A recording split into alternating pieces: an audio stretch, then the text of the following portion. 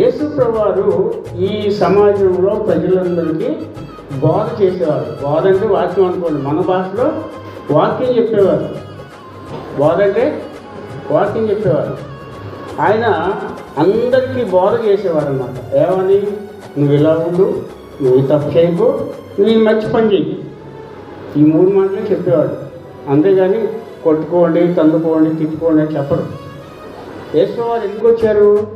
First మనం రక్షించడానికి, రెండవది ఆయన మంచి మాటలు బోధన చేసి మనం రక్షించడానికి దేవుడు ఈ లోకానికి వచ్చారు.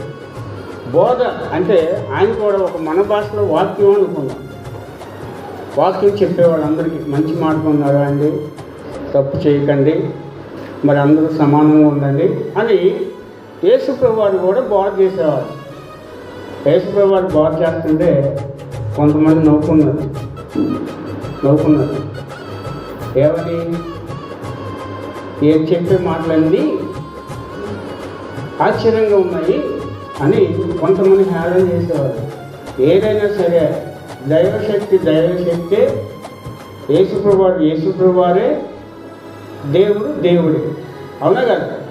మనం ఎన్ని మాటలు అనుకున్నా కానీ దేవుడు అంటే దేవుడే.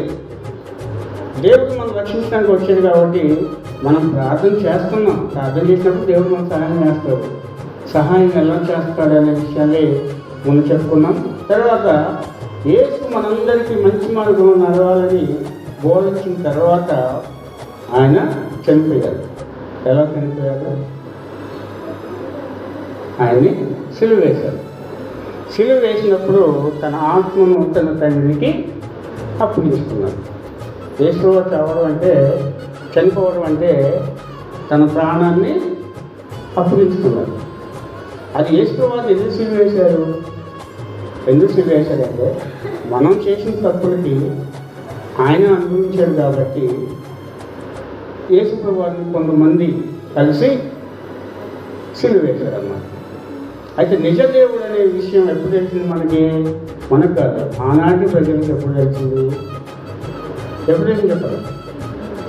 బల్యముతో పక్క సైడు పొడిచినప్పుడు ఆ బ్లడ్ ఒక గుడ్డివాని కంటిలో పడినప్పుడు అతని కళ్ళు తెరవబడిన తర్వాత ఆ రోజు సాయంత్రం గాలి, తుఫాను అన్నీ విపక్షం వచ్చింది.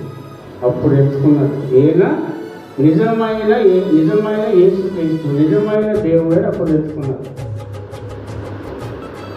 ఆయన ఏమో మంచి మాట చెప్పాడు, ఎవరు ఇలా దేవుడు మీరు మంచిగా ఉండండి, తప్పు చేయవాకండి, ఒకరికొకరు తిట్టుకోవాకుండా కొట్టుకోవాకుండా అని చెప్పి అవన్నీ ఎవరికి ఎక్కల. చివరికి ఆయన చనిపోయిన తర్వాత దేవుడని తెలుసుకున్నారు.